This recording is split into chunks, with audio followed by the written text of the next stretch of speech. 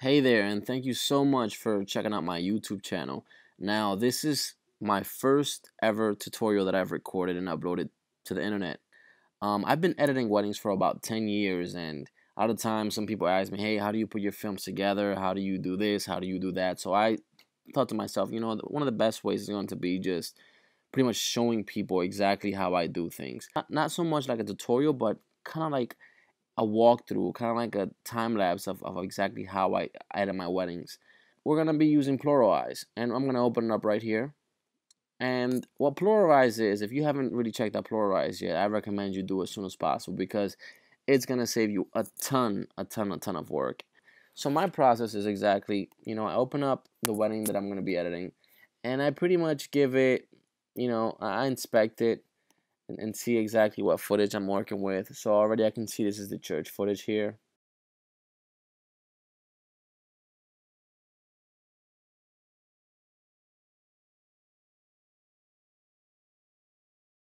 I can pretty much tell that I have 5 cameras my client shot with. So we're gonna go ahead here and we're gonna click the plus sign and we're gonna add 5 cameras.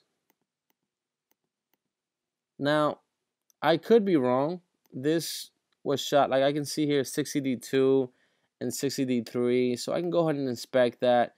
If the file is exactly continuous, like I know the last file in 60D2 is 1589.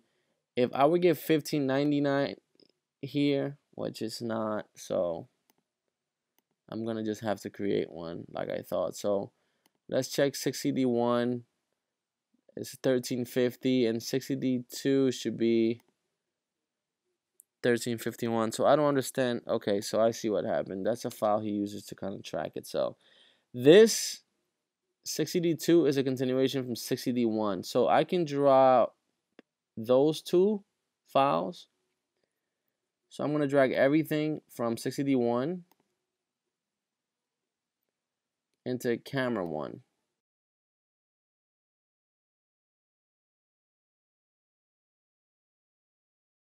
So as that's going, I can rename this. That's 60D. And I know for a fact that this particular client shoots mostly with the 60D. So most of the primary footage that I'm going to be editing is going to be of the 60D1. I don't expect all these clips to be syncable here. I'm just throwing them all in there just in case they did shoot with multiple cameras so that I don't miss it. So 60D1 is in. So let's look at 60D2. Let's just double check here that our next file is going to be 1351, and it is. So we grab 1351, first file, all the way to the last file. And we're going to drop that right in there as well. So here is 60D3, should be 0. This is 7. So we don't need that file, so we'll delete that. So it should be, the last file here should be a continuation of that file. If it's not, we're gonna just have to create a new camera, and we want as few cameras as possible when we're cutting, so that way we can edit much more fluently. So this particular client, which I want to go ahead and give him a shout out, by the way, his name is Mike Simmons. You can find him at mikesimmonsvideo.com. He kind of like makes fun of me because I pronounce his name wrong. I don't know if it's Mike Simons or Mike Simmons with an S at the end. Video.com. He's a great shooter, and editing for this guy is kind of like a joy because he keeps everything super clean and organized. As you can see here, Mike goes ahead and kind of like names everything for me. All right, so that's done. So 60D. Let's check the last file here. Make sure that, see if we can add the other folder elements of 60D3 in there if they're in order, which they're not. So I will not throw this in there even though it says 60D because it might have been another 60D. So for this instance, I'm gonna just go ahead and create a new maybe I call it bin here or something. I'll call it 60D2, and I'll throw this particular files in 60D2. Now, when pluraleyes add files is going to automatically add a folder to every one of your directories. But don't delete this. I've deleted these before because I thought maybe I dropped it in by mistake or something. This is kind of like the reference files for pluraleyes to kind of like tell it, hey, this is what we synced, or this is the audio file. And that's the audio data that they use to pretty much go forward. So that's still going. So in the meantime, I'm going to go ahead and create here 1, 2, 3, 4, 5 separate audio sources. So 1, 2, 3, 4, and 5. So we can go ahead and start adding. And I kind of like to keep it in order. I know the first things that I'm going to use, I don't need the DJ soundboard just yet, and I don't need the mic stand because those are used during the reception. So the first and most important file here is the groom. We need those nice crisp vowels. Now anybody who knows me personally knows how anal I can be about my sound. I don't care what camera anybody shoots with. Please, please, please, please give me good sound. Please. So that was added very fast. Going ahead here, we're going to go ahead and add the readings as the second one. And then we're going to add ceremony backup. And then we're going to add the last two, which should be reception files. The DJ soundboard. And we're going to add the mic stand at the reception. Boom. So we're going to go ahead and move along here. You don't have to rename these. I rename them sometimes when I'm dealing with like multiple cameras, kind of like to guide myself. But as you'll see when we import them into Final Cut Pro X later, everything's gonna be pretty much named by this here. So we have 6CD1, 2, and 3 already synced up there, and we have the audio synced up, all of them. Now we're gonna go ahead and add a 5D files, and we're gonna go all the way down, and the same thing again. And last but not least, we're gonna do camera 4. And just go ahead and grab all these files. Now it's gonna give me an error. This file we don't need. This file, Mike just records it for his purposes and for me to know what the names are. So I'll go ahead and delete it because I don't want you guys having these customers' information. And there's the error we're expecting. That's the thumb file. The 7D generates, which kind of sucks.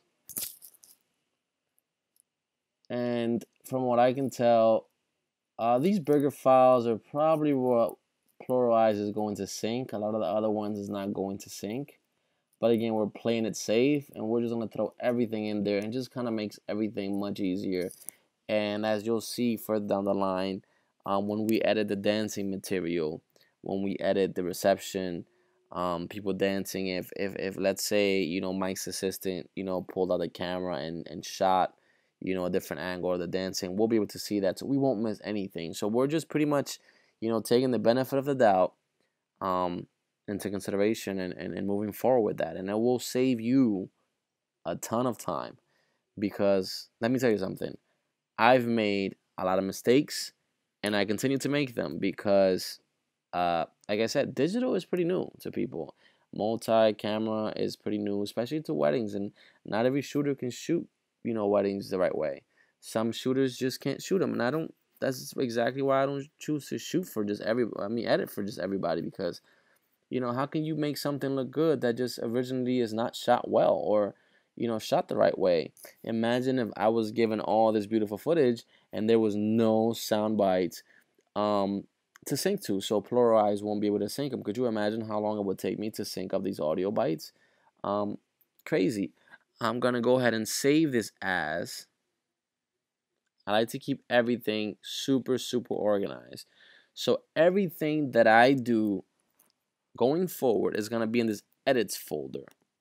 Now, if for some reason something were to go wrong down the line, I always keep this edit folder, and everything that I did there, whether it's Premiere, Final Cut Pro, pluraleyes, any songs, any images, anything that I actually add to this footage is going to go in this folder here. That way, if something goes wrong, I can just ask for my client, in this case Mike, for the footage back. I can just relink everything, and as long as he didn't change anything around, I should be able to relink the files exactly how I left them. So please keep that in mind. It will save you a ton of time and headaches down the line. So we're going to name this folder pluraleyes, and boom. And we're going to name this by Hajar, seems to be the last name. Sync.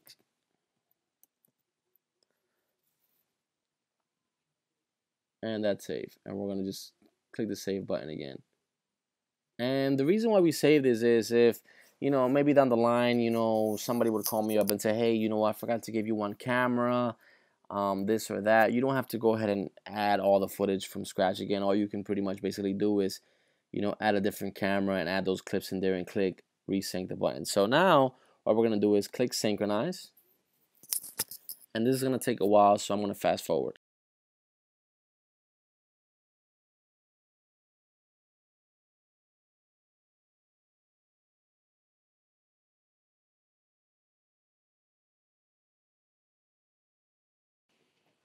And we're pretty much done. And as you can see here, you're going to see the red indicators here, which indicate that those particular clips weren't synced. Again, pretty much because nothing else was shot. Only one camera was shot, or for whatever reason. So I'm happy with this. So I'm going to go ahead and save that again. And that's pretty much the process of getting all your footage synced up and ready to go to edit in pluraleyes 3. The next step we're going to do is we're going to go ahead and export this file so we can bring it into our Final Cut Pro X so we can do our multicam cuts. So here we go. Export, Final Cut Pro X. Now I don't need this particular one here. I just go ahead and I'm going to uncheck that, and I'm going to click export. So we have this file here, and we're going to go ahead and right click, show in Finder, and we're going to throw only this file in here inside the pluraleyes folder, and that way we're nice and neat and ready to go. Thanks again for checking out this particular tutorial. Check back soon for more, and make sure you subscribe.